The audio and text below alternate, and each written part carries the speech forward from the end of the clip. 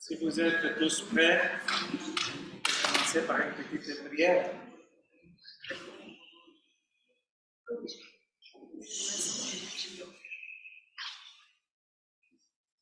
Seigneur Jésus-Christ, ouvre les yeux de notre cœur, afin que nous puissions entendre ta parole et comprendre et faire ta volonté, car nous sommes des étrangers sur la terre.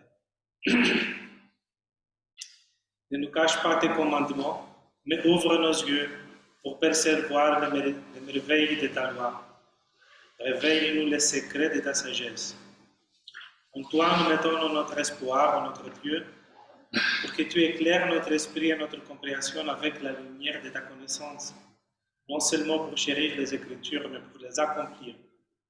Que par la lecture de la vie et des paroles des saints, nous puissions ne pas pécher, mais que cela serve pour notre restauration, notre illumination et notre sanctification pour le salut de notre âme et l'héritage de la vie éternelle. Car tu es l'illumination de ceux qui se trouvent dans les ténèbres, et à toi reviennent toute gloire, honneur et adoration, au Père et au Fils et au Saint-Esprit, pour les siècles des siècles. Amen.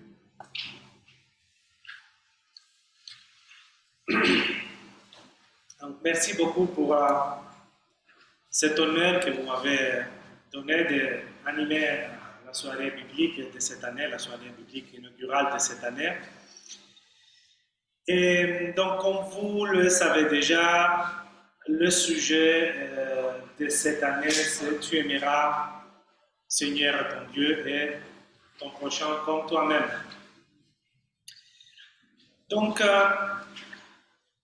on a prévu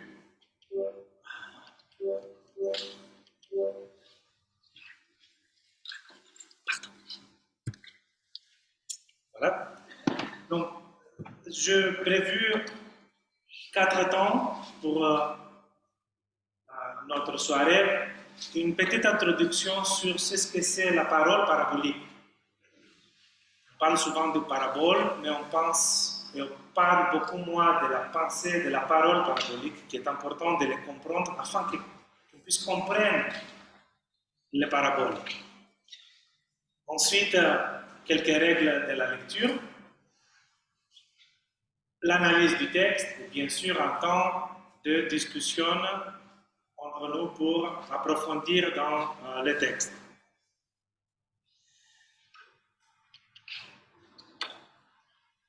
Quand on va à l'église, le lecteur commence à lire l'évangile, le lecteur, le diacre, le prêtre, etc., qui commence à lire l'évangile, souvent commence par la phrase « Le Seigneur a dit cette parabole ». Et puis il y a le récit de la parabole. Mais quand on regarde le texte biblique en soi, tel qu'il est dans la Bible, les paraboles sont introduites de plusieurs manières, de plusieurs phrases. Par exemple, Jésus a enseigné beaucoup en parabole. Il a parlé en parabole 10 ans. Donc, quelle est la différence entre dire une parabole et parler en parabole ou enseigner en parabole? C'est que quand je dis une parabole, je mets l'accent sur le contenu. Mais quand je parle en parabole, je mets l'accent sur la manière de parler, qui n'est pas tout à fait la même chose. Cela ne veut pas dire nier ce qu'il est dit, mais rendre compte aussi à la manière dont il est dit.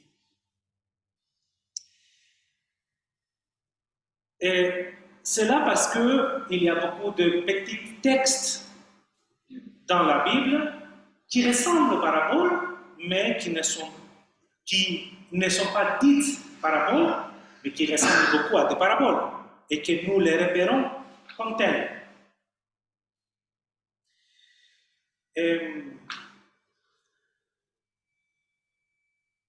Donc Jésus, il ne dit pas des paraboles, mais il parle en paraboles. Il a choisi une certaine manière de s'adresser à nous.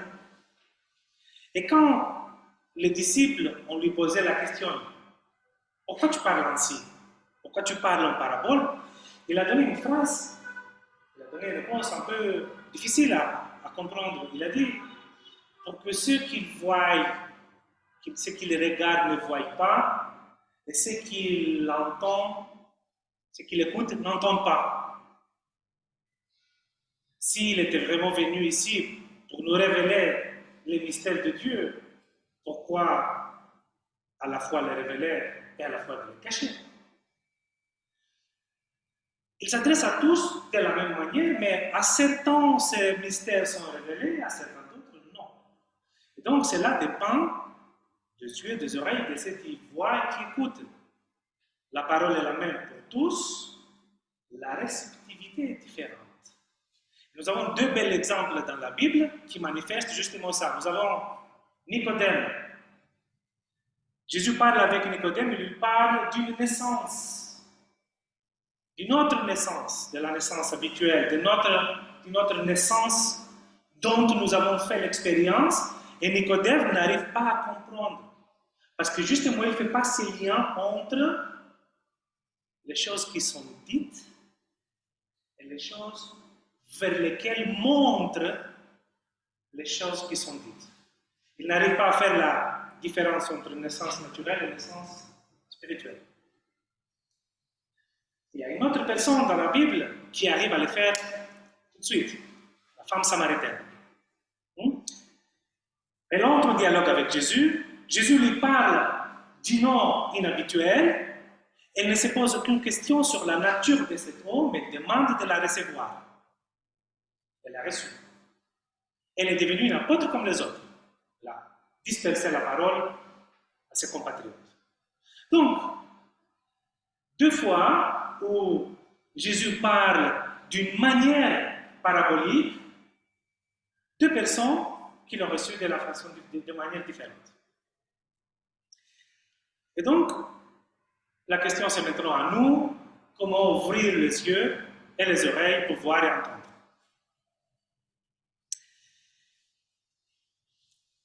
Mais encore, pourquoi il parle de telle manière? Qu'est-ce que ça veut dire parabole? Le mot grec qui est composé du verbe, il y a un verbe composé, para, valo, composé de deux mots, para qui veut dire à côté et valo, jeter. Donc, c'est-à-dire jeter à côté. Non pas dans la cible, mais à côté. Pourquoi? Pourquoi ne pas dire directement, mais à côté? Parce qu'il y a des choses qui ne peuvent pas être dites autrement que par des images. Déjà, la langue devrait représenter le monde réel. Hein? La langue est là pour représenter le monde réel. Mais même quand je parle du monde réel, c'est difficile de le représenter de manière exacte, comme si la langue était une sorte de représentation du monde à base résolution. Je dis chaise, mais la chaise que chacun a dans sa tête n'est pas du tout la même. Et quand j'ouvre ma bouche pour parler, je ne dis pas des choses, je dis des mots. Et donc, si c'est difficile à représenter par la langue un monde réel dont nous faisons l'expérience, c'est encore plus difficile de représenter un autre monde dont on n'a pas fait expérience. Trinité, royaume de Dieu. C'est impossible de faire expérience et c'est impossible de parler de manière exacte pour des réalités non concrètes, non expérimentées. Et donc, la seule moyenne pour parler de ces réalités, c'est de donner des images d'un monde dont nous avons fait tous expérience. Un homme blessé qu'on a pris soin. Quelqu'un qui a perdu son brebis qui va le chercher. Quelqu'un qui s'aime avec des résultats différents. Donc, on essaye de représenter des idées abstraites liées à la religion et à la spiritualité, notamment parce que c'est là où l'expérience est compliquée, avec des images concrètes. Dire parabole, ça veut dire j'accepte un ratage. J'accepte de ne pas pouvoir dire ce que je veux dire comme il est. Mais cet ratage, nous avons déjà vu dans le cas de la Samaritaine, peut être fécond.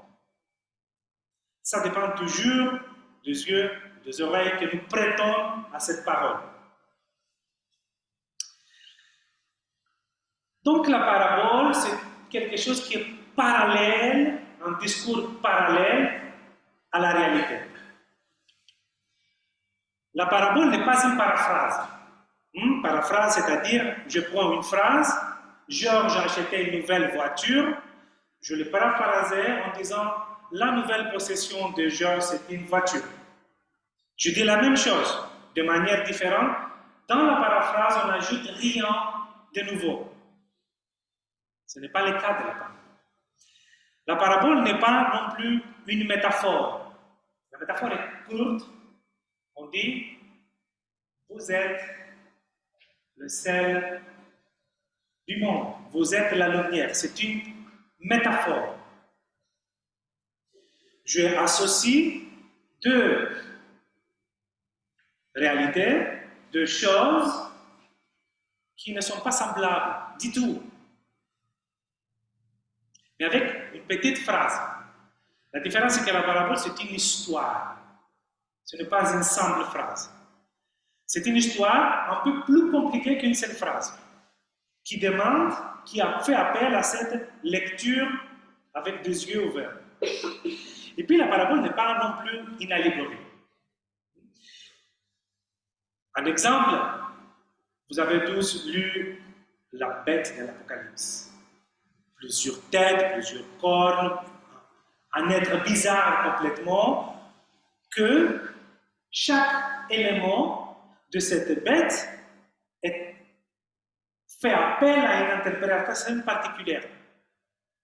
L'allégorie, donc, est comprise non pas dans son ensemble, mais chaque élément doit être interprété de manière quasi indépendante.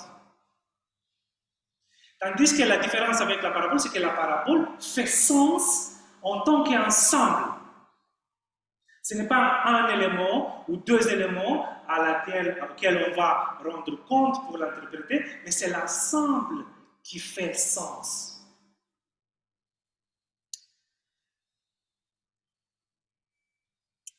Ce qui est le plus important, à mon avis, concernant les paraboles, c'est que les paraboles de Jésus, parce que Jésus n'était pas le premier à dire des paraboles, la parabole c'était une manière d'enseigner dans le monde juif, et on doit comprendre pour quelle raison. Vous savez, il y a deux grands esprits qui se battent dans cette période-là, c'est l'esprit juif et l'esprit grec.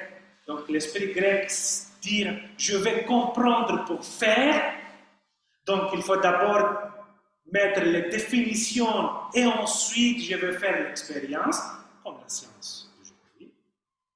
Il y a l'esprit juif qui dit « je vais faire l'expérience pour apprendre ». Abraham ne s'est jamais posé la question « qui est celui qui lui parle ?» Il fait l'expérience et petit à petit il commence à deviner. Et donc, la parabole, c'est une sorte de faire expérience par la parole. De mettre quelqu'un dans l'expérience par la parole pour apprendre d'une telle manière éventuellement. Et donc, ce qui est intéressant dans les paraboles de Jésus, c'est qu'ils sont dites, ils sont énoncés dans un contexte particulier. Et les paraboles décrivent le contexte dans lequel ils sont énoncés. Compliqué. Je vais les clarifier. Luc 15, verset 1, nous lisons, ils étaient, je traduis de mémoire, ils étaient des publicains et des pécheurs qui approchaient Jésus et ils l'écoutaient. Et puis il y a des pharisiens et des scribes qui se disent, mais qu'est-ce qu'il fait lui? Il est avec des pécheurs. Il n'en fallait pas. Et Jésus dit la parabole du brebis perdu. Il dit, voilà, il y a quelqu'un, un berger, qui a perdu un brebis, il a laissé les 99 pour aller chercher un seul. En disant ça, qu'est-ce qu'il est en train de faire? Il décrit l'histoire qu'ils tous sont en train de vivre. Il a laissé les brebis pour aller chercher les pécheurs. Donc la parabole dit la situation dans laquelle est dite.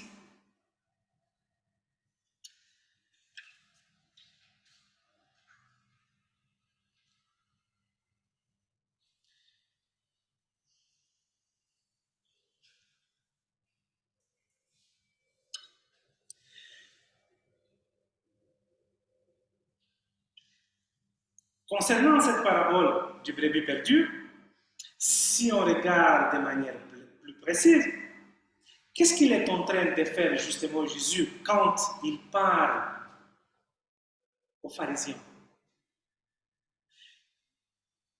Faites l'image. Il est en train de parler avec les publicains et les pécheurs. Il le laisse et il tourne vers les pharisiens et les scribes. Et il leur parle. Il laisse les brebis qui sont là pour aller chercher les perdus. Les uns l'ont écouté, l'autre n'ont pas écouté. Ok? Donc, chaque fois, la même idée. La parabole reprend la situation actuelle pour la mettre dans une histoire et devient une leçon.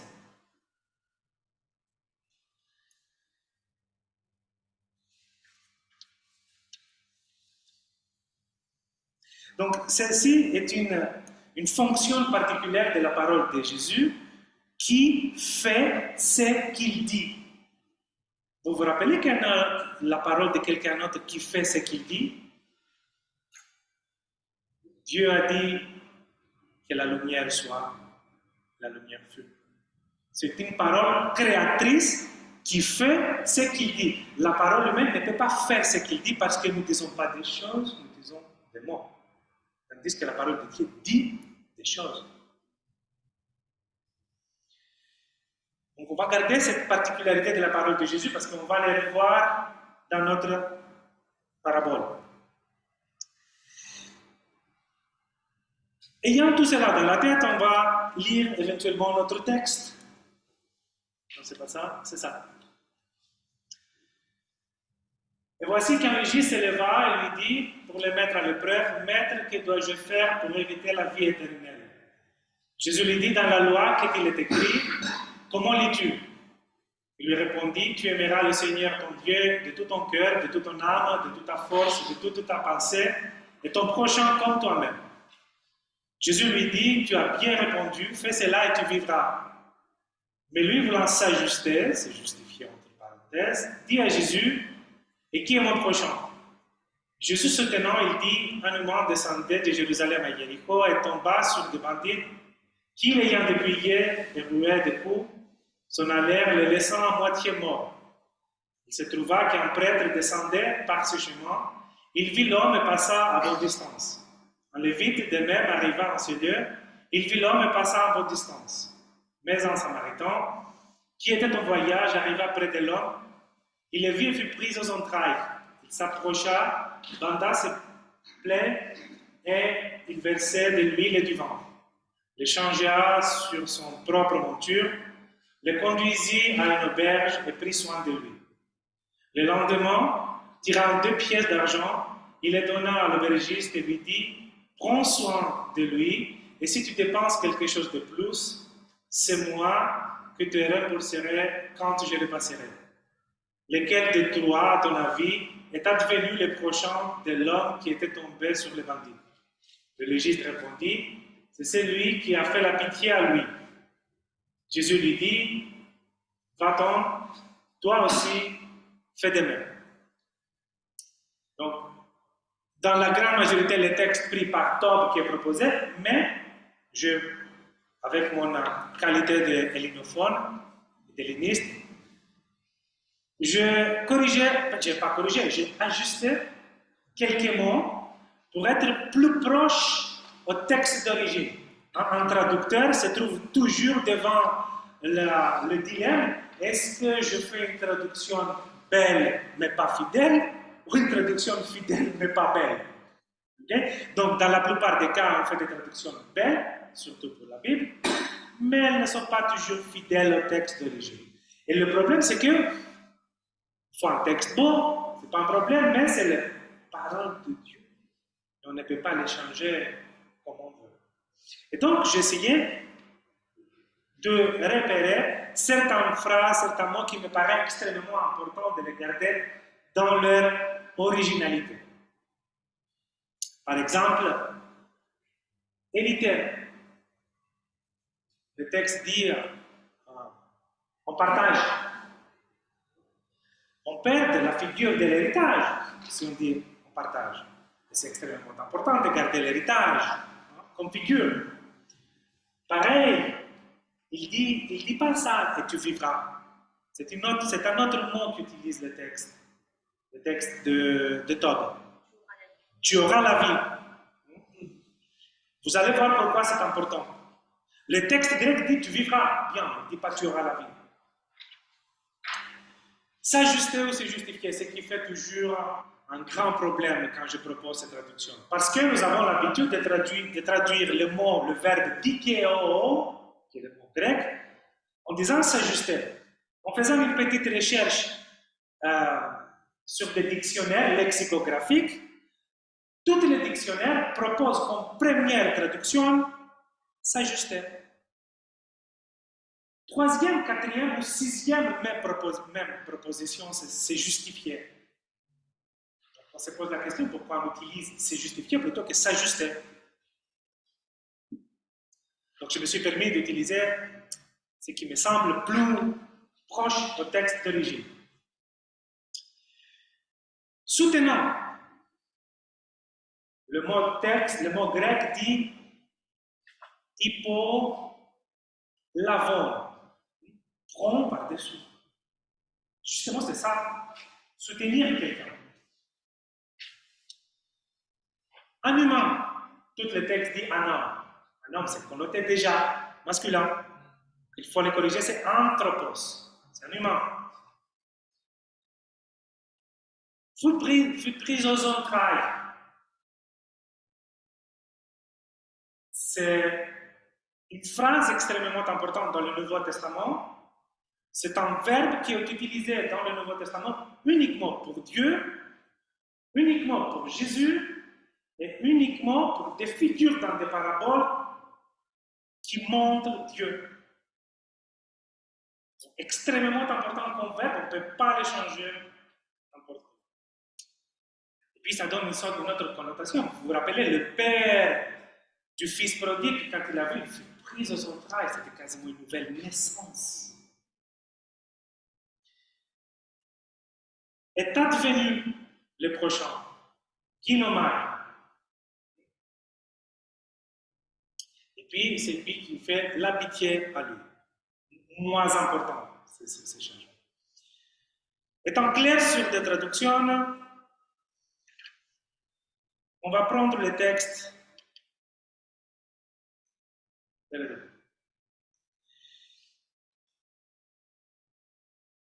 Et voici qu'un légiste se leva et lui dit, pour le mettre à l'épreuve, maître, que dois-je faire pour hériter la vie éternelle? Qu'est-ce qu'on peut observer déjà? D'abord, c'est la mise en mouvement de ces lever. Au moins, ce qui montre, c'est que le légiste va être au moins au même niveau que Jésus. Ne sachant pas si Jésus est assis au début, au moins le légiste, il était assis, il se met au même niveau que lui. C'est la kinésiologie, l'interprétation du mouvement du corps. Mais malgré ce changement de position pour être égal à Jésus, il s'adresse à lui en disant « Maître », en se positionnant comme disciple, comme apprenant par rapport à un maître.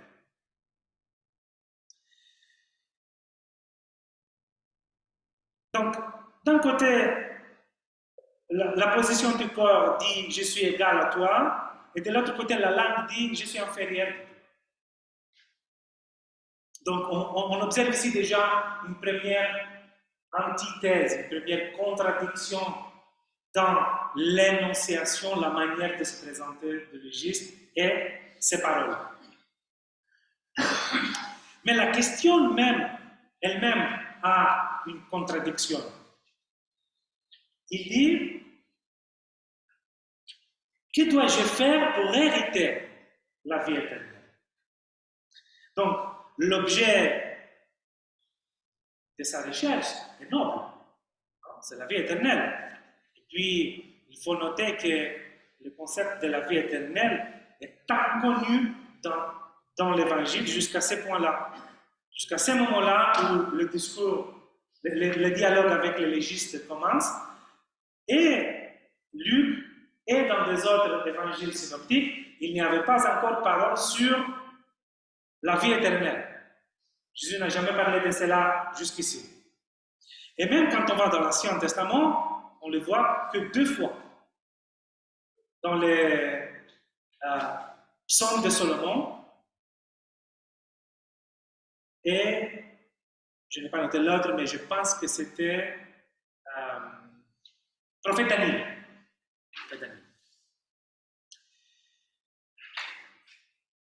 Et donc, le légiste évoque une question inhabituelle, rare, vie éternelle. Donc, question et recherche fine et noble. Mais la manière dont il cherche cet objet n'est pas bonne. Parce que on peut tous comprendre que à recevoir un héritage, on ne doit pas faire quelque chose, on doit être quelqu'un. Ceux qui reçoivent l'héritage sont les enfants, sont l'épouse, etc.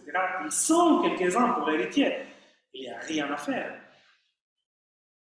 Par contre, ici, le légiste, il dit, il comprend cette vie éternelle et à l'intérieur d'une fausse compréhension de l'héritage, mais aussi dans une compréhension des rémunérations.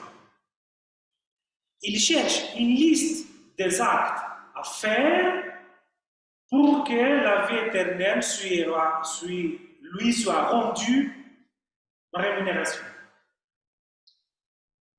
Et donc, ainsi, il efface complètement la place d'un testateur.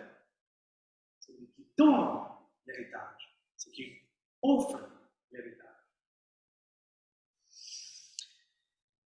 Donc, il paraît que le légiste voit la relation dans la loi comme une sorte de système fait pour avoir. Je fais pour avoir. Donc ici, on peut noter que le légiste, il est à moitié correct, parce qu'il cherche un objet noble, la vie éternelle, mais à moitié erroné, parce que la manière dont il le cherche est fausse. Donc Jésus ne répond pas, comme d'habitude, de manière directe. Donc Jésus, j'ai noté, on lui a posé 183 questions. Il a posé dans l'évangile 183 questions. Il n'a répondu qu'il y a 3 questions de manière directe. Jésus ne répond pas aux questions de manière directe. Très rare, extrêmement rare. 3 fois sur les 183. Lui, par contre, il pose 307 questions. Jésus enseigne par des questions et par des paraboles. Un tiers de l'enseignement de Jésus, c'est par des paraboles. 307 questions. Jésus ne cherche pas à nous donner un objet de savoir. Il ne cherche pas à nous faire savoir, à nous donner de la connaissance. Jésus cherche la relation. Et il se met en relation avec ce jeu de questions. Donc, il ne s'intéresse pas à enseigner de manière habituelle.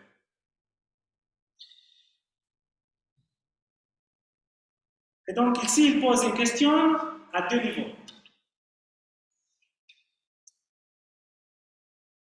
Qu'est-il est écrit dans la loi et comment lis-tu ce qui est écrit? Donc, il y a une question à laquelle on peut répondre par la connaissance, en savoir qu'est-il est écrit. Et il y a une deuxième question qu'on peut répondre par un jugement, par une interprétation. Donc, cette réponse-question de Jésus est en phase directe avec la manière dont pose ces questions le légiste. Le légiste se présente comme une sorte de maître qui met en épreuve par la manière dont il parle, mais comme un élève, comme un apprenant qui cherche à apprendre dans sa parole. Et donc Jésus, avec sa question, ne répond pas à l'apprenant, au disciple qui cherche à apprendre, mais il répond au maître qui connaît la loi. Donc Jésus ne répond pas à la question du légiste, mais il répond à la manière dont le légiste a posé la question.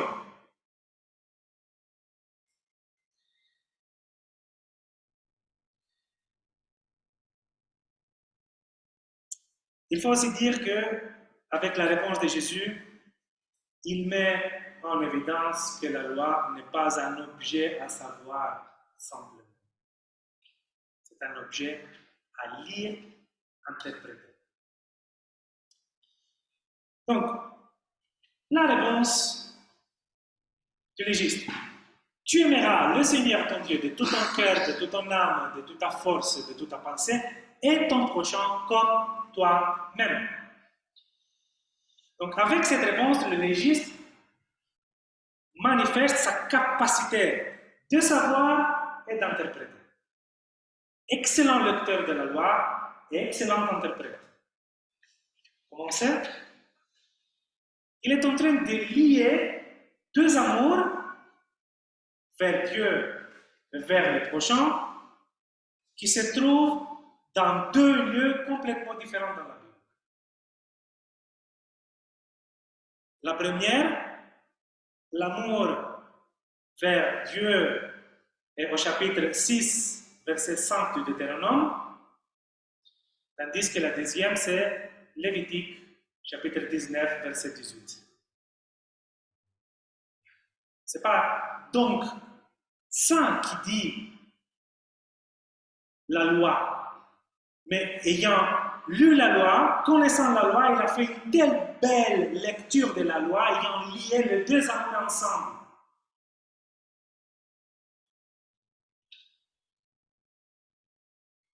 Il faut aussi dire que l'amour vers le prochain dans le Lévitique n'est pas lié du tout à la vie éternelle, mais à une sorte de promesse donnée par Dieu si l'homme accepte Dieu.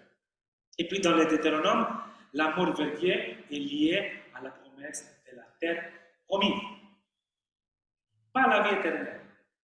Excellent lecteur de la Bible.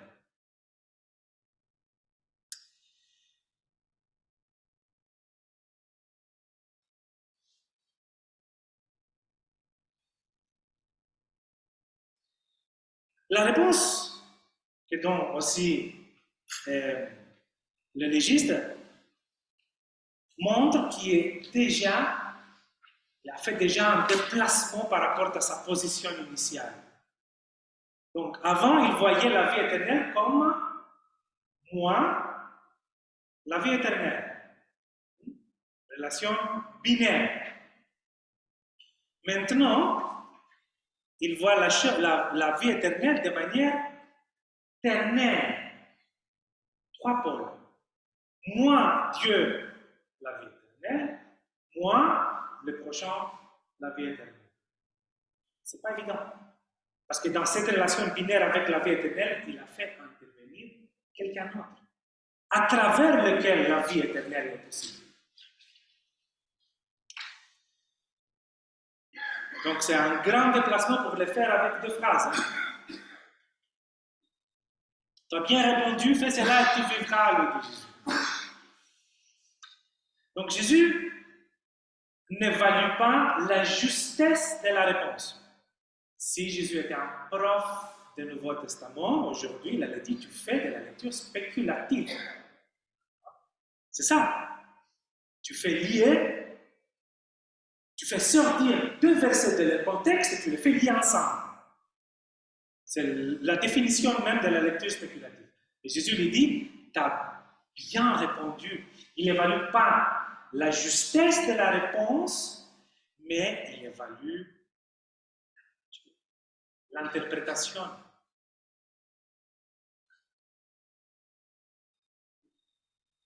Et il va encore un peu plus loin en disant, voilà un ordre et voilà une promesse. Fais cela et tu vivras. Donc, bien sûr, l'ordre montre qu'il y a bien quelque chose à faire. Mais ce qui est à faire n'est pas une liste des actes. Ce qui est à faire, c'est une relation. C'est l'amour.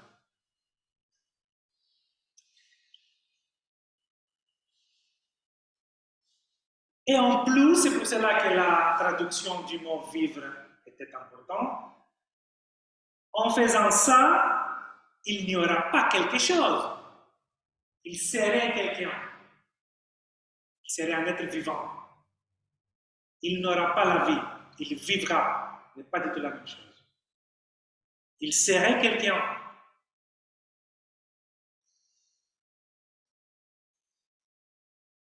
La réponse de Jésus, c'est une nouvelle loi qui n'efface pas l'ancienne loi, la reconfirme, redéfinisse, de mettre plus précise. Et donc cette loi fait et tu vivras, fais cela et tu vivras, ouvre la perspective à deux positions.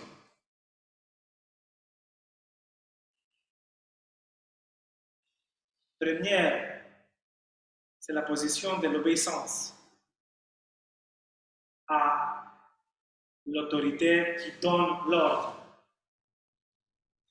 Et puis deuxième, la foi, la confiance, la foi à celui qui donne la vie.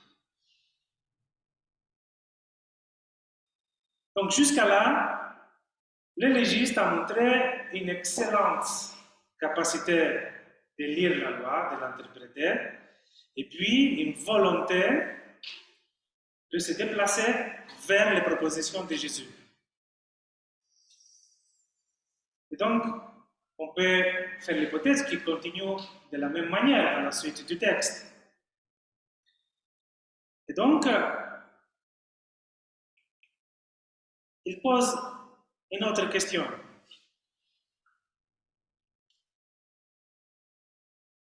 Mais lui, voulant s'ajuster, dit à Jésus, et qui est mon prochain? Donc vous comprenez pourquoi s'ajuster maintenant est beaucoup plus juste comme traduction. Jésus lui fait des propositions et il essaie le pauvre de s'ajuster chaque fois, il se déplace. Donc ici encore, il voulait s'ajuster justement à cet ordre, promesse qu'on lui fait Jésus, parce qu'en effet, il n'y a pas de définition qui est le prochain. Il faut une définition. Pour lui, selon sa manière de penser, il faut des définitions avant de faire.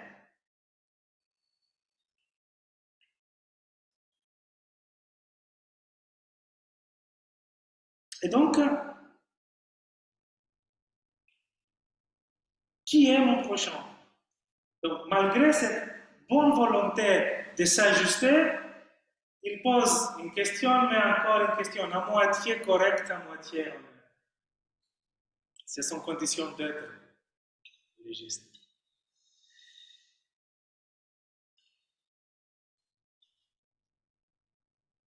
Le problème, ce n'est pas, c'est dans le s'ajuster. Le problème, ce n'est pas d'ajuster, mais de s'ajuster. C'est la réflexivité du verbe qui pose problème. Il ne se laisse pas être ajusté par Jésus, mais il veut s'ajuster lui-même. Pourquoi il doit faire quelque chose pour s'ajuster? Il ne se laisse pas être ajusté, il veut s'ajuster.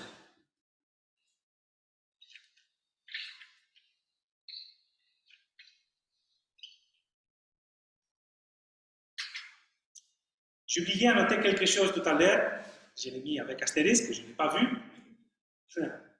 Pourquoi vivre? Qu'est-ce qu'il cherche les légistes? La vie éternelle. Qu'est-ce qu'il lui promet Jésus? Qu'il vivra. Ce n'est pas du tout la même chose. Et d'abord parce que, première chose, la loi que évoque le légiste n'est pas liée à la vie éternelle, mais on pourrait aussi dire que si tu n'aimes pas Dieu, si tu n'aimes pas ton prochain, tu ne vis pas. Tu existes. Tu ne vis pas. Pour commencer à vivre, il faut déjà cet amour. Commencer à vivre. Pour la vie éternelle, on verra.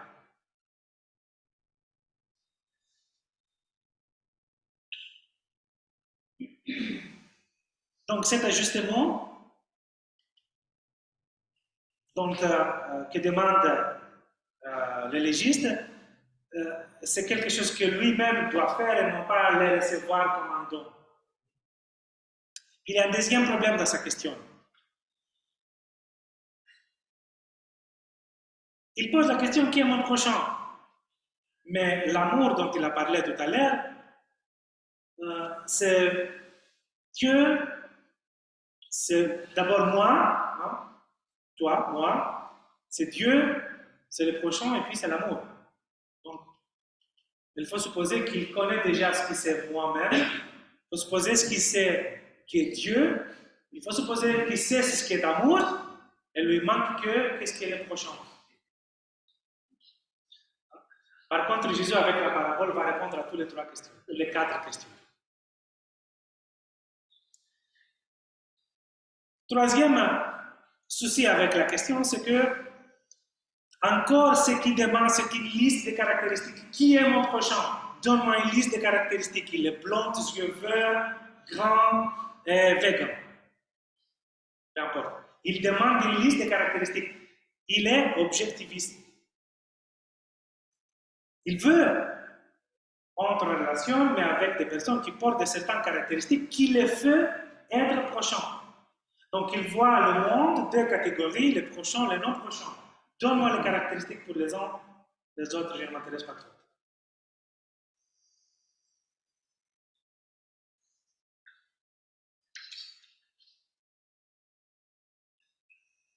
Au moins, ils comprennent que prochain n'est pas défini par une géographie.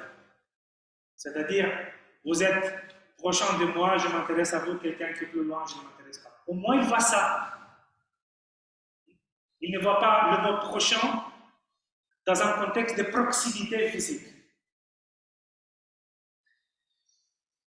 Mais par contre, cette question a quelques caractéristiques topographiques, si je peux dire. Parce que il dit qui est mon prochain. Ce qu'il fait, il se met au milieu comme lieu de référence et les autres sont des prochains ou des non-prochains par rapport à lui. Il est au centre. C'est ça la caractéristique topographique de sa question. Qui est mon prochain, qui est prochain à moi. Okay? Donc il s'est mis au centre et les autres sont ou ne sont pas ses prochains.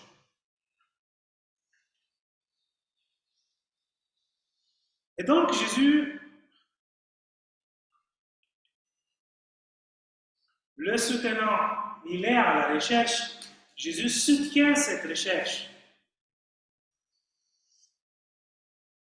Et il le fait avec une histoire.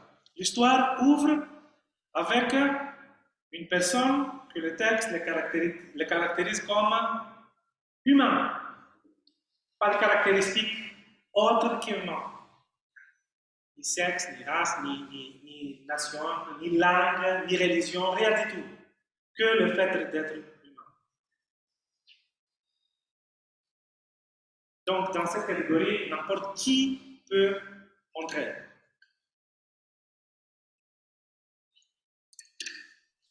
Cet humain est rencontré avec des bandits, et donc cette rencontre a des conséquences radicales sur sa vie,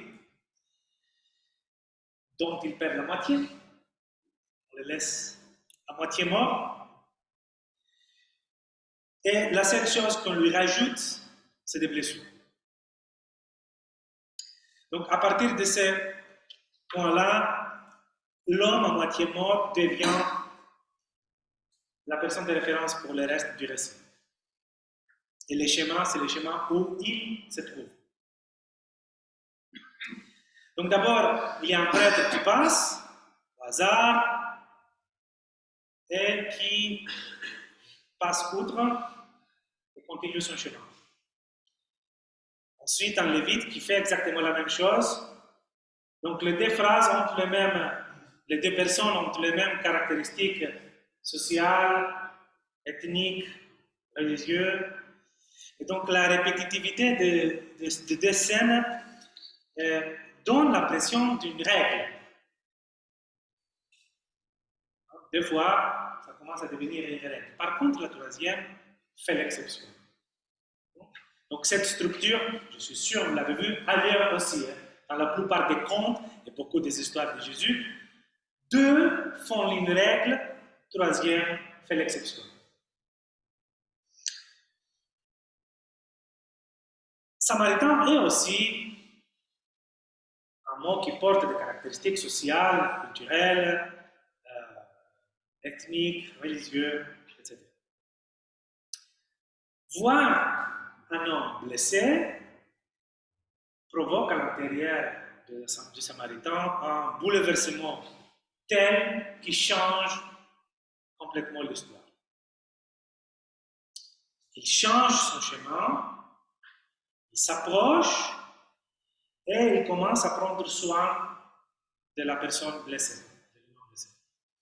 Et les matériels qu'il utilise sont des matériels qu'il lui-même porte et qui sont des matériels pour la vie parce qu'ils peuvent renverser la situation du moitié mort à entièrement vivant. Et ensuite, les Samaritains offrent à cet humain sa propre position sur l'aventure et les transfèrent à un autre lieu, un lieu de soins. Et le lendemain, c'est le temps où les soins ne continuent pas avec les Samaritains, mais donnent la relève à l'aubergiste. Donc ainsi, les Samaritains réalisent une sorte de contagion et ils donnent à l'aubergiste un statut de Samaritain bis. Donc l'appel de l'aubergiste prend la forme d'un ordre, d'une promesse. En plus, les 2 pièces d'argent que donne le Samaritain n'est pas seulement une garantie, mais c'est aussi partie de la promesse en train déjà de se réaliser.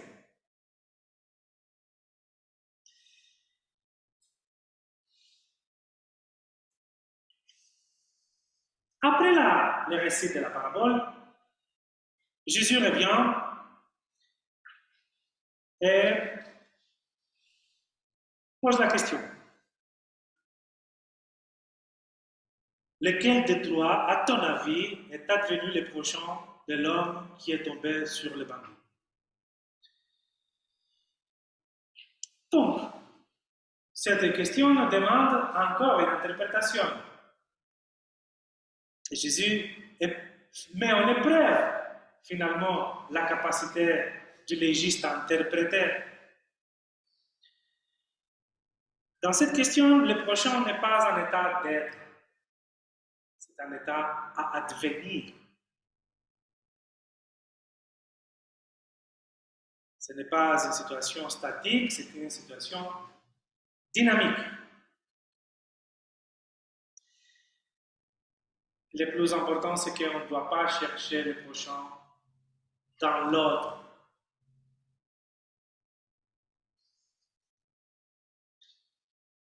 Le prochain est quelqu'un qui advient prochain pour les autres.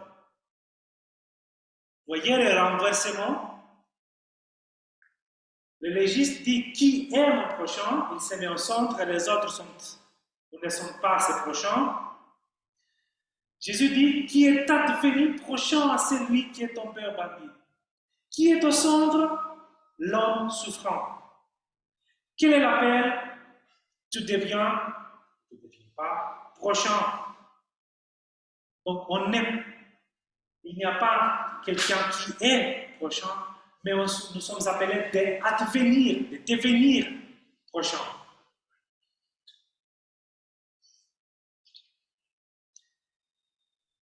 La réponse du légiste, c'est celui qui a fait la pitié à lui. Donc, il a interprété la parabole, il voit clair et il distingue que le prochain, il distingue le prochain et le non prochain par le fait de faire pitié. C'est ça qui distingue le prochain et le non prochain. Fais pitié, j'adviens prochain. Je ne fais pas pitié, je n'adviens pas prochain. Il n'a pas dit le Samaritain. Ce ne sont pas les caractéristiques sociaux, culturelles, religieuses, ethniques qui l'intéressent. Aucune caractéristique ne joue sur la réponse de légiste. Seule caractéristique, tu as fait pitié, tu n'as pas fait pitié.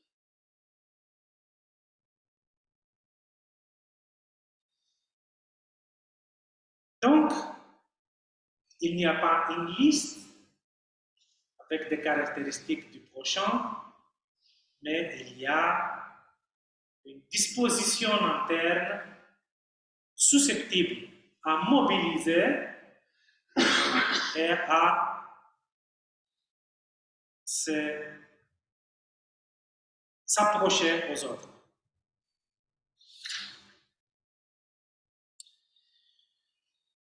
Donc Jésus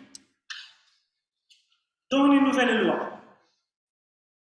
Va-t'en, toi aussi, fais de même.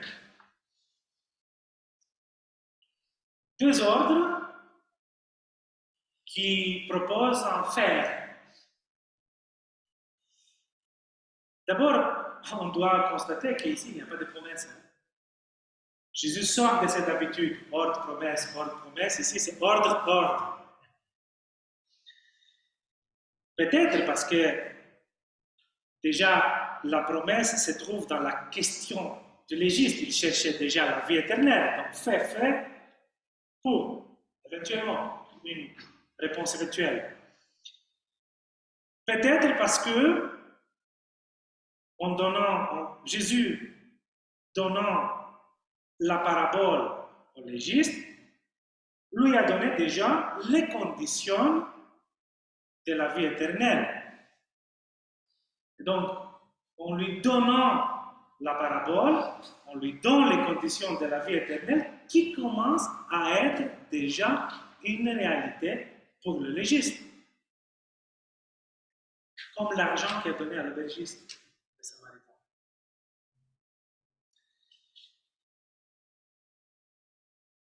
Mais aussi, peut-être parce que c'est va-t-on est fait de même, qui devrait être réalisé, n'entre pas dans les conditions législatives comme nous les avons vues jusqu'à maintenant. C'est-à-dire n'entre pas dans le système ordre-promesse, mais ordre.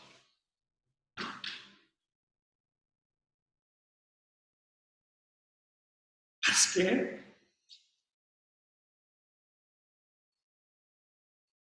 cette prise, se prendre en entrailles pour quelqu'un qui souffre, ne peut pas entrer dans une loi. Ne peut pas entrer, ne peut pas demander à quelqu'un de se bouleverser intérieurement. C'est quelque chose qu'on le fait, on ne le fait pas. Mais ça ne peut pas entrer dans un système de loi du genre ordre, promesse. Donc, ayant parcouru l'histoire de la raconte entre Jésus et le légiste qui nous a offert cette parabole, on va voir quelques éléments qui me paraissent intéressants. Jésus se présente se présente pas, c'est le texte qui le présente comme un guide dans le chemin de la vie. Et donc ce chemin est proposé par deux supports. La loi d'un côté, la parabole de l'autre côté. Le dialogue initial du légiste avec le Jésus présente une symétrie. Il commence par une question du légiste et il finit par une annonce de Jésus. Et ça se fait deux fois. C'est un dialogue pédagogique organisé à différents niveaux et qui est fondé sur la réalisation de la part du légiste d'une interprétation. Ce qui fait rouler l'histoire, c'est les interprétations du légiste. Donc, Jésus demande le légiste d'interpréter la loi et puis d'interpréter la parabole. Si on regarde le déroulement de la parabole, et si on regarde le déroulement du dialogue, on peut constater dans ces deux histoires, Jésus, légiste, samaritain, humain blessé, des éléments semblables. L'humain, dans sa rencontre avec le bandit, reste moitié vivant, moitié mort. Et le légiste, dans sa rencontre avec la tradition de la loi, il est toujours moitié correct, moitié erroné. Le Samaritain met l'accent sur non pas le moitié mort, mais le moitié vivant de l'humain blessé. Et c'est justement ça, là où il prend soin pour les guérir, pour les rentrer entièrement vivants. Tandis que les prêtres et les lévites n'ont vu que moitié mort. Le Samaritain n'a pas vu un moitié mort, il a vu un moitié vivant. De la même manière, Jésus, chaque fois, comme on a vu, met l'accent sur la partie correcte de la position de légiste. Et s'appuyant sur la partie correcte de la position du légiste, il le déplace petit à petit pour les mettre éventuellement entièrement corrects. Et puis, le Samaritain, il utilise ce qui est propre à lui pour soigner, hein, c'est ce qu'on a dit, pour la vie, les matières pour la vie qu'il a utilisées pour soigner l'homme moitié mort. Et Jésus utilise l'interprétation de l'ancienne loi, qui aussi, pour l'interprétation de l'ancienne loi, est nécessaire de passer par l'accomplissement de la nouvelle loi qui vient avec la parabole pour remettre le légiste dans une position entièrement correcte par rapport à la loi. C'est-à-dire, tu sais comment lire, maintenant tu sais comment faire aussi. En autre mot, Jésus fait au légiste exactement ce que le Samaritain fait à l'homme moitié.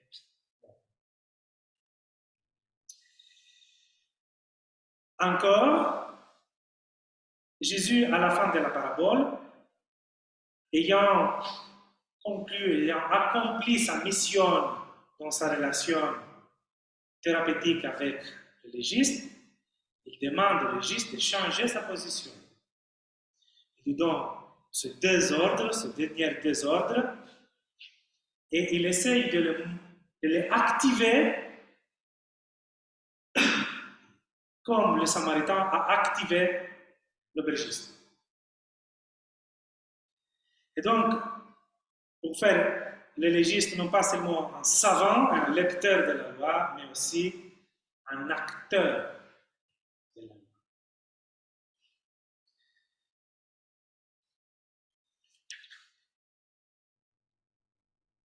Il faut voir aussi quelques éléments très intéressants sur la loi. D'abord, il dit tu aimeras. On lit l'Ancien Testament, on dit 10 commandements. Est-ce qu'ils sont vraiment 10 commandements?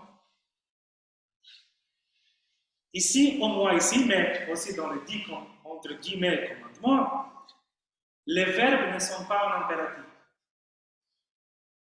Les verbes sont en indicatif du futur. Indicatif, c'est le mode de la langue qui parle du sûr. C'est ce qui est sûr. C'est ce qui est réel. Contrairement à l'impératif qui demande. Donc ici, ce n'est pas une demande, ce n'est pas un commandement, c'est une promesse. C'est une évidence, si vous voulez, encore plus qu'une promesse.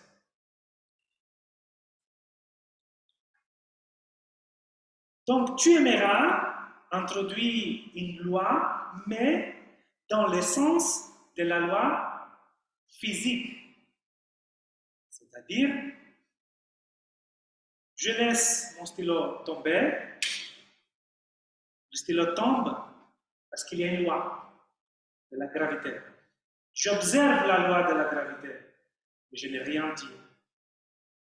J'observe, tu aimeras ton Seigneur et tu aimeras ton prochain. À condition qu'il y ait la gravité sur le tombe, à condition que tu acceptes Dieu, tu aimeras. Tu acceptes Dieu, tu aimeras. Tu ne peux pas faire autre chose.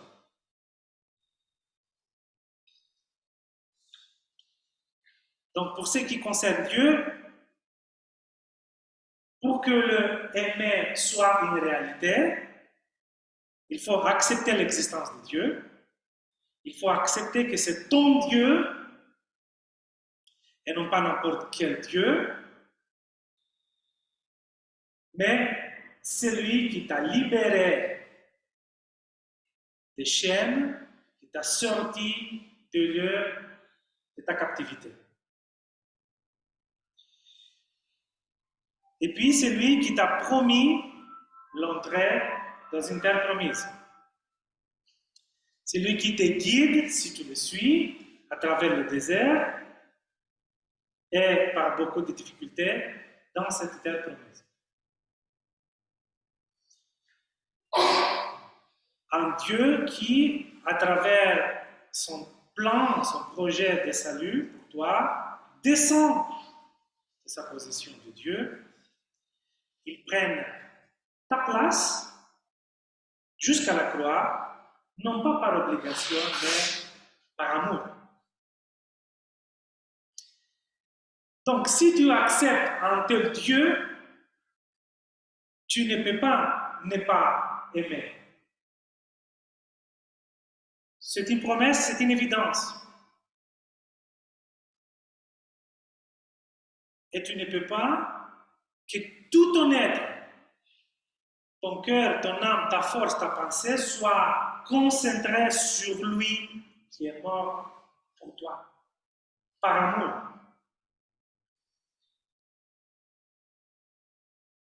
En parallèle, il y a un autre amour qui a des conditions aussi, c'est celui du prochain. Une seule condition pour aimer son prochain. Il faut d'abord s'aimer soi-même. Tu aimeras ton prochain comme toi-même. Le modèle pour aimer le prochain, c'est l'amour vers toi-même.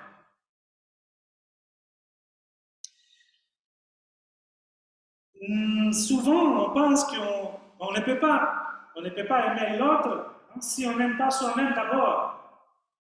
Et si nous pensons que nous pouvons aimer les autres en faisant des actes d'amour quand on n'aime pas soi-même, il faut se méfier de cet amour. Parce que dans la plupart des cas, il s'agit d'un besoin de confirmer de soi, qui est manifesté par cette expression d'amour. Mais cet besoin, cet amour que nous montrons vers les autres, c'est plutôt un maquillage pour enjoliver notre besoin de se confirmer. Donc, condition pour qu'on puisse s'aimer soi-même, c'est de s'accepter d'abord. Comme on a accepté Dieu tel qu'il est, il faut s'accepter, accepter soi-même tel qu'il nous sommes. Tel qu'il nous sommes réellement et non pas tel que nous voulons être. Donc, accepter soi-même dans toute notre dimension et toute notre qualité et défaillance. Mais cet amour vers soi-même n'est pas indépendant de l'amour vers Dieu. Tout est lié dans la même phrase. L'amour vers Dieu vient du fait d'accepter son sacrifice.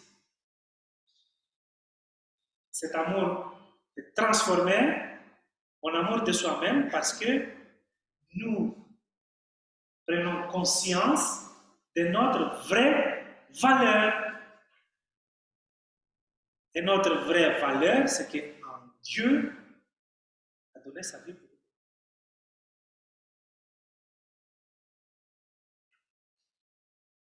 Donc, cet sacrifice de Dieu ne doit pas provoquer la culpabilité en nous.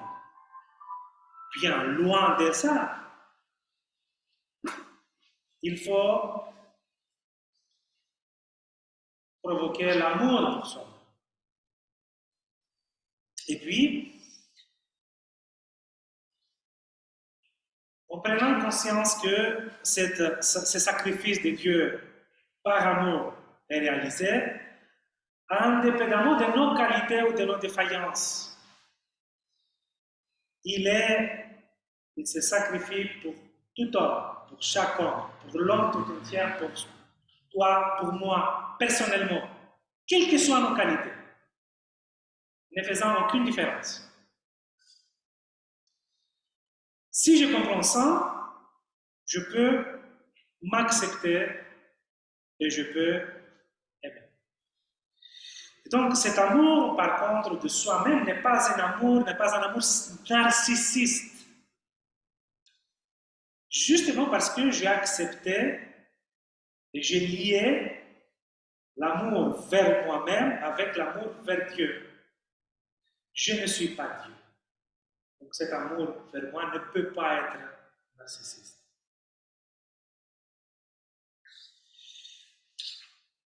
Donc, cet amour vers soi-même devient le modèle pour aimer les prochains. Et donc cet amour qui voit l'autre comme soi-même. Je me souviens d'une phrase que j'ai entendue dans le mont Athos quand on a demandé à un moine, il y avait une centaine de moines dans le monastère, on lui disait « Comment ça va avec les autres ?» Il dit « Il n'y a pas d'autres. Il n'y a pas d'autres. Nous sommes un. » Avec toutes ces qualités et défaillances, nous sommes un. Et donc, en prenant conscience que comme moi, je suis digne d'être aimé par Dieu, l'autre aussi, il est digne d'être aimé par Dieu, quelles que soient ses qualités et ses défaillances. Et donc, les bons actes dont on parle souvent ne sont que les conséquences de cet amour, et non pas les conditions. En prenant conscience de cet amour, on ne peut pas ne pas aimer. Et cet amour que nous avons reçu sort du très fond de nos cœurs pour être dispersé dans le monde, sans aucune exception.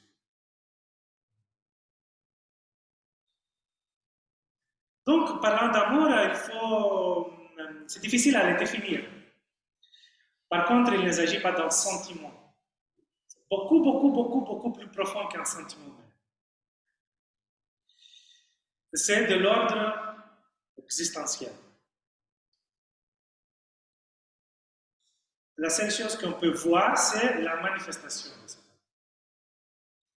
Et donc, l'amour ne peut être défini que par ce que quelqu'un peut sacrifier. Merci.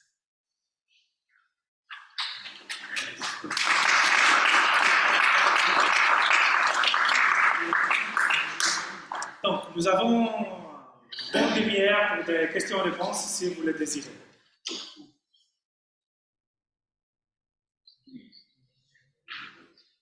S'il y avait des choses qui n'étaient pas claires d'abord, commence par ça. Celles qui étaient compliquées à suivre, à comprendre.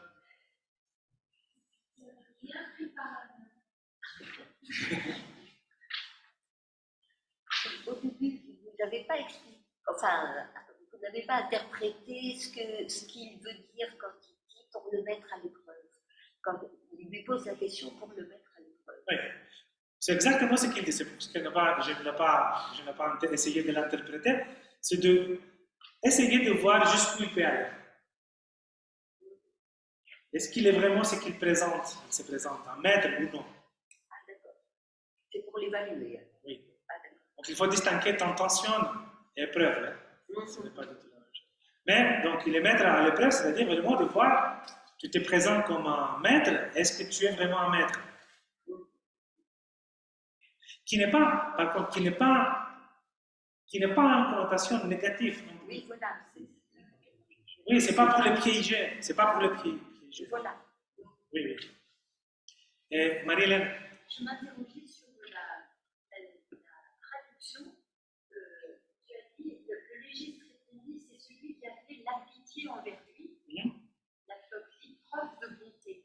En fait, c'est cette prise aux entrailles ou est-ce que c'est l'acte, c'est ce qui suit cette compassion?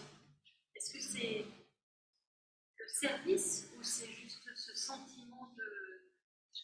J'imagine que le sentiment de bouleversement intérieur des intestins, c'est ça qui dit hein, exactement le verbe, ne suffit pas.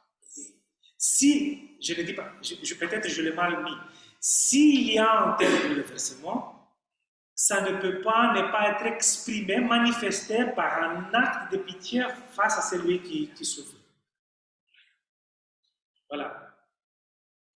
C'est pas que de la bonté, vous voyez, bonté c'est... Parce que c'est lié... C'est pas non plus que la pitié. Ce n'est pas non plus que le tressaillement intérieur. Non. Le tressaillement et l'acte que ça... L'acte aussi, oui. Mais l'acte, je dis, comme je dis tout à l'heure, c'est la conséquence d'un mouvement intérieur. Savoir le sens que tu as donné aux deux pièces. Les deux pièces de Samaritain. Donc, les Samaritains donnent un ordre et une promesse à l'aubergiste. Il dit, prends soin de celui-ci, et moi, quand je reviens, si tu dépenses quelque chose plus de ces 2 pièces d'argent, je vais te rembourser. Donc, ces 2 pièces d'argent sont à la fois une garantie de la parole du Samaritain, mais à la fois une réalisation partielle de la promesse. Si on voulait aller encore plus loin, mais ça, on risque de tomber dans l'allégorie, qui n'est pas le cas, c'est que, on dit souvent, voilà, juste pour faire 2 structures parallèles. On sort un peu du texte pour entrer ailleurs. Le royaume de Dieu est quelque chose à venir, le royaume de Dieu est en vous. Il est déjà présent, mais il est aussi promis plus tard comme accomplissement. 2 pièces d'argent pour avoir quelque chose de concret, une promesse d'un remboursement entier à la fin. 2 structures. Mais je risque d'entrer dans l'allégorie, ce n'est pas le cas. C'est juste montrer 2 structures qui me semblent semblables. La pièce d'argent fait penser au salaire des ouvriers de la dernière heure. Donc c'est 2 jours de Ok. Juste à rappeler. 2 jours de... non, je n'ai pas pensé à ça, éventuellement. Voilà, pour ne pas entrer dans l'allégorie, parce que vous voyez, on peut interpréter une parabole de manière allégorique en prenant élément par élément pour l'interpréter de manière symbolico-allégorique. Okay? Je pense que c'est l'ensemble du récit, comme on l'a vu, qui fait sens, plus que élément par élément. J'en viens à la vraie question. C'est quoi les 3 questions à lesquelles Jésus répond directement? Je ne les ai pas notées. Désolé. Mais mon mail il est là, donc envoyez-moi un mail et je vais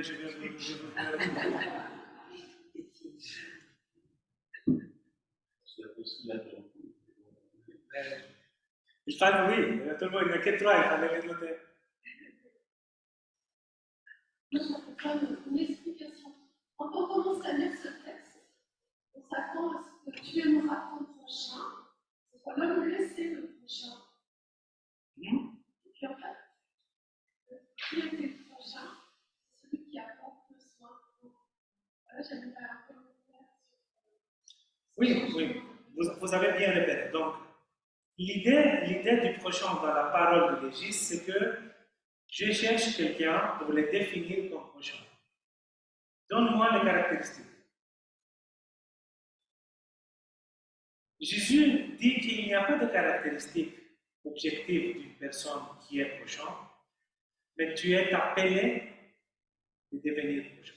Donc, prochain n'est pas celui qui... Nous gardons toujours encore aujourd'hui le mot prochain comme celui qui souffre, mais Jésus dit exactement l'inverse. Tu deviens prochain.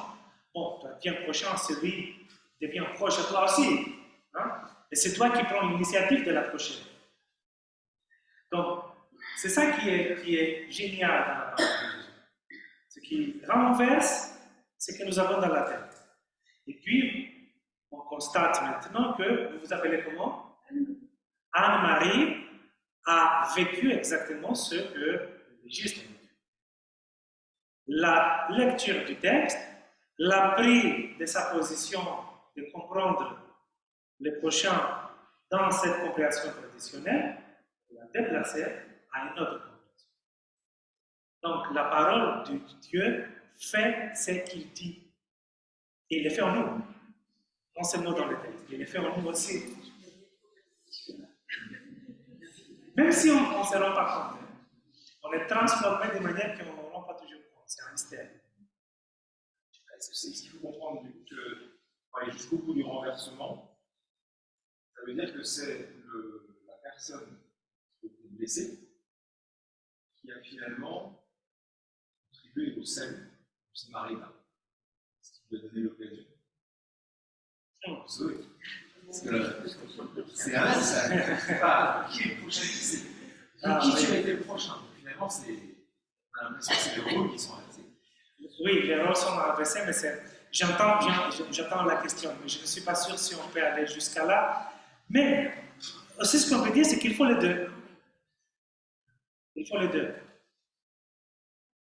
Ben, il faut la personne blessée pour que quelqu'un devienne proche à lui. Donc, dans ces cas-là, on peut accepter le fait que les inégalités existent, de fait, et nous sommes appelés à les renverser ou à les rendre plus égales, les inégalités. Mais s'il n'y a pas une différence de niveau, il n'y a pas de dynamique. Cela ne veut pas dire pour justifier les inégalités, pour les comprendre.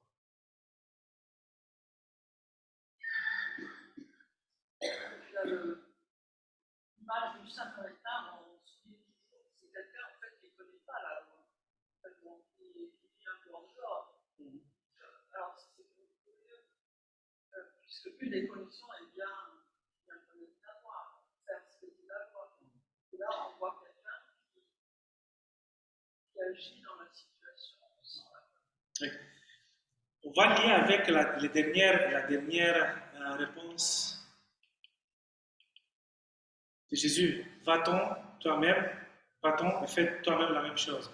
Donc ça ressemble à une loi, mais qui sort de la logique de la loi promesse, ordre de promesse. Parce que, comme je vous ai dit tout à l'heure, ce bouleversement intérieur ne peut pas entrer dans le cadre d'une législation.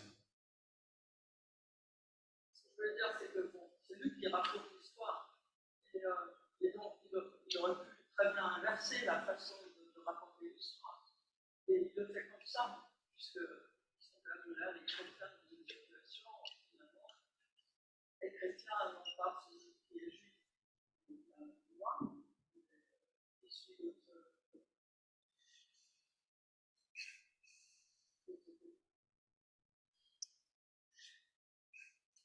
Je ne sais pas comment répondre à votre question. Je peux répondre en donnant la réponse que l'apôtre Paul a donnée, que la loi est inscrite en nous. Et donc, si la loi est inscrite en nous, ce n'est pas nécessaire d'avoir la loi écrite ailleurs. Okay? Éventuellement, ça peut être une piste à explorer. Et j'imagine que c'est ce verbe d'être prise, d'être bouleversé intérieur, sort de la loi, et on n'a vu pas ça justement à des personnes qui devraient savoir la loi et appliquer la loi, qui étaient les prêtres, les lévites. Parce que, étant tellement prises par la loi, ils ont perdu le sens de la loi. Et Jésus l'a dit, hein, dans ces deux commandements, l'ensemble de la loi et des prophètes sont accrochés. Le cœur de la loi, c'est cette expression d'amour.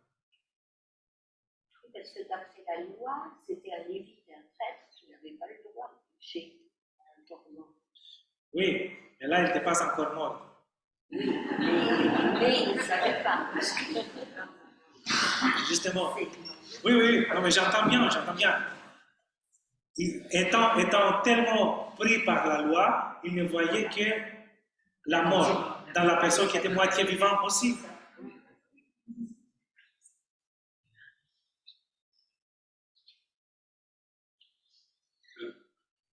Aimer son Dieu comme Dieu est amour, c'est répondre à l'amour de Dieu.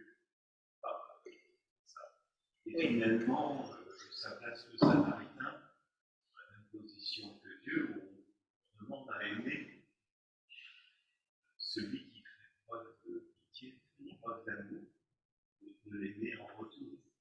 Avec la même qualité, on va répondre à l'amour de Dieu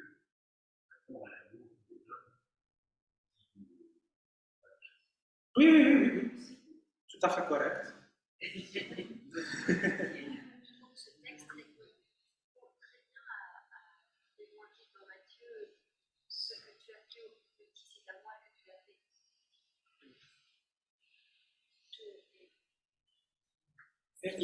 La relation n'est pas exactement la même. La ternarité de la relation n'est pas exactement la même parce que l'amour vers Dieu, dans Matthieu que vous évoquez, l'amour vers Dieu passe par l'amour de l'autre.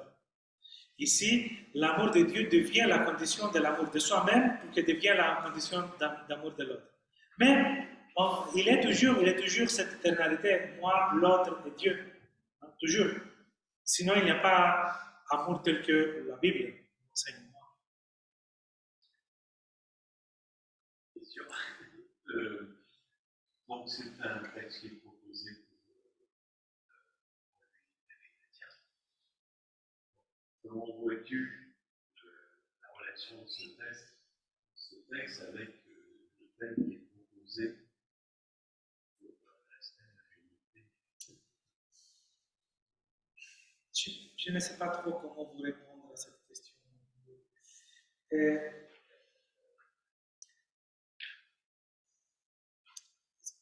Parce que je n'ai pas vraiment lu les livrets pour voir pour quelle raison. Non. Pourquoi? Éventuellement, je peux répondre pourquoi. C'est-à-dire, qu'est-ce que ça fait en moi quand je lis ces textes dans un contexte d'une rencontre communique. C'est ce que nous avons vu dans le texte, c'est qu'il y a une seule chose qui est retenue, une seule caractéristique, c'est le fait d'un bouleversement intérieur dans la rencontre avec l'autre. Et qu'il n'y avait pas les autres caractéristiques, les sociaux, culturelles, les religieux, les ethniques. Tout est mis de côté. Il n'y a rien de cela compte dans la relation entre humains. Donc j'imagine que dans cette compréhension-là, on peut comprendre aussi la lecture du texte dans un contexte économique, c'est-à-dire on est là pour le Christ, et grâce à lui, et en raison de lui. Et donc, quelles que soient nos différences, si on enlève les différences pour que la rencontre soit réalisée. Parce que si on reste dans notre différence, la rencontre n'est pas possible. C'est possible, mais dans un contexte conflictuel. On n'oublie pas les différences, on ne les oublie pas. Hein. Mais ces différences sont de la richesse aussi de la rencontre. Ça répond à vos questions? Je pense que c'est très bien, parce qu'en discussion des heures qui sont locales, et en renversant la situation dans un monde-là, on voit très bien que c'est la question.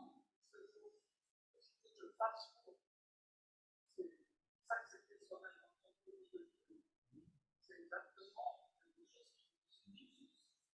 Donc c'est tout à fait. Oui. En effet, ça ne devrait pas être trop difficile. Ça ne devrait pas être trop difficile.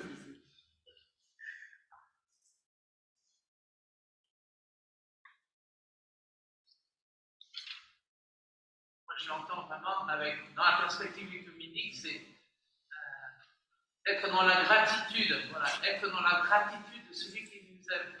Et nous, en tant qu'Église, en quoi je puis être dans la gratitude vis-à-vis de l'autre Église.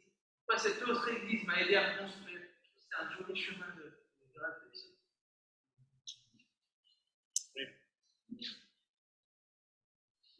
Il y a aussi le côté de saisir aux entrailles. C'est-à-dire que le Samaritain, il ne va pas juger la personne, il va se laisser toucher. Mais il ne va pas avoir de priori. C'est ce à quoi on est tout à fait. Vu que le Seigneur a mis au fond de nous quelque chose de très sensible et qui est un peu à son image, sans doute, de la générosité, laissons exprimer ce sentiment naturel. On va voir que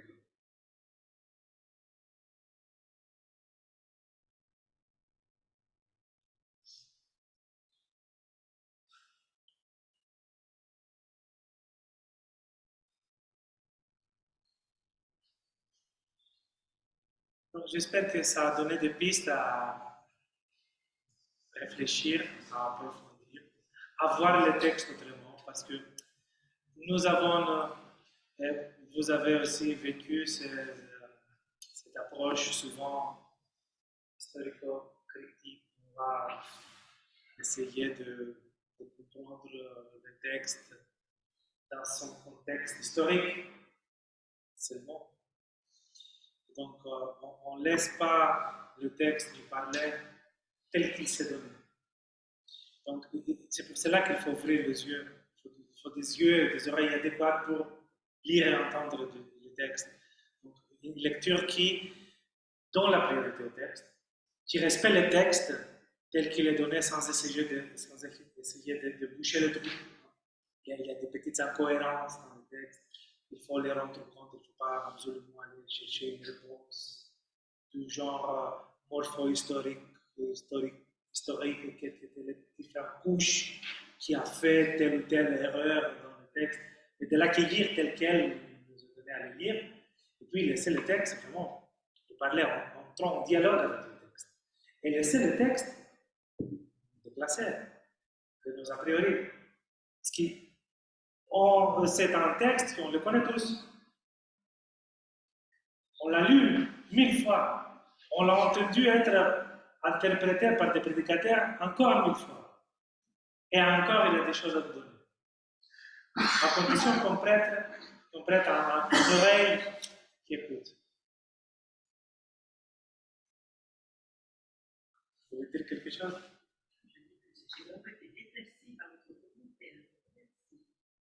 Ah, non, ok, c'est pas. Moi, je n'ai rien fait de plus de démontrer ce que le texte dit. Hein.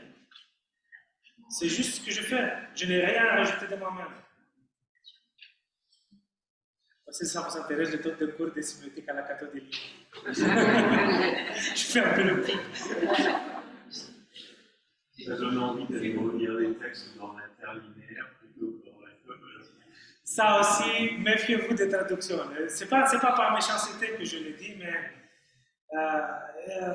il y a beaucoup de choses que on pourrait passer encore 1h30 pour vous parler de traductions qui trahissent vraiment les figures du texte. C'est ça qui est le problème. C'est pas juste changer un mot par rapport à un autre. C'est vraiment de trahir la figure de l'héritage. Là, c'est extrêmement important parce que tu héritais quand tu es quelqu'un, quand tu fais quelque chose. Si on perd cette figure, on perd la moitié du texte. On ne l'interprète pas de la même manière. Donc, la proposition, la Bible, Louise Comte, 1910, je pense, c'est l'édition qui est la plus proche du texte d'origine.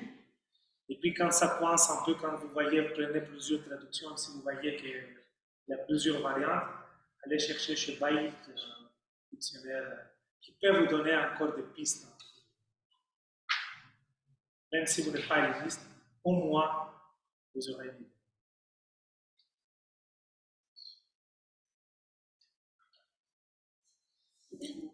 Au plaisir. Merci à vous. Merci pour votre attention. Vous êtes très sages.